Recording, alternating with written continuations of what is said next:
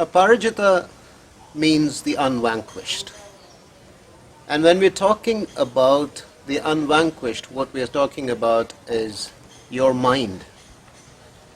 You might be in a 6 by 6 cell, the confines of your home, the confines of your body, the confines of the world, to put it physically, metaphysically, philosophically, whichever way one understands this.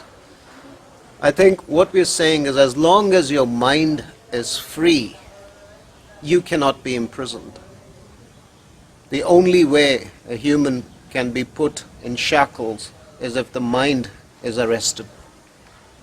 So this is an ode to the human mind, which rises above everything, all calamities, and takes us to hope. So it was just another day where we were warming up to practice, and then Savitha ma'am comes up to us and say, we have 48 hours and we have to deliver a project.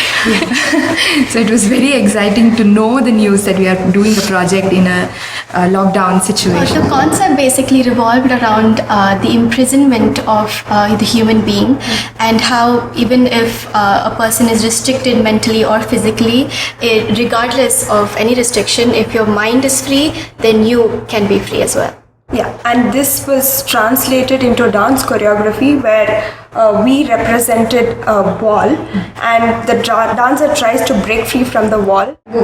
Given that we were in a lockdown situation, we had constraints, but we didn't want it to compromise on the set. So we just made best use of what we had. We were clear about the colors. We wanted something light, but after a while we realized we didn't have enough of safety pins to pin it. So we started stitching, and gradually the set was on.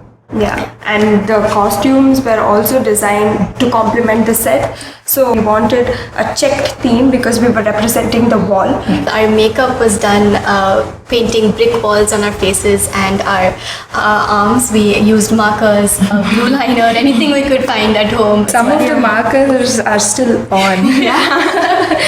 But I think it's a pain removing them, but I think it's all worth the look. Yeah, I think this topic also is very relatable to us, and I'm sure a lot of others. Everyone has gone through moments in their life where they've had something, whether it be a physical injury or a mental block, that stops them from achieving what they want.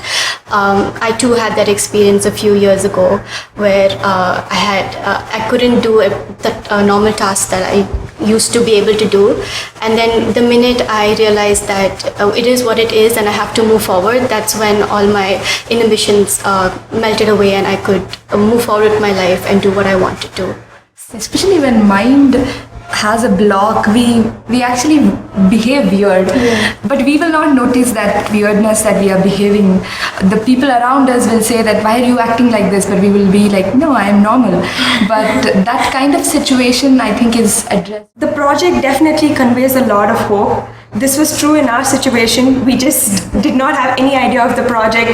We were stuck at home. We didn't know what to do. And then this project brought in a lot of hope, a lot of excitement, a lot of happiness around us. So I think we should just never constrain. We should just seize the time and then just go for it. We don't have to wait for a good time for anything. It's always a good time. Yeah. We shouldn't wait for things to be correct.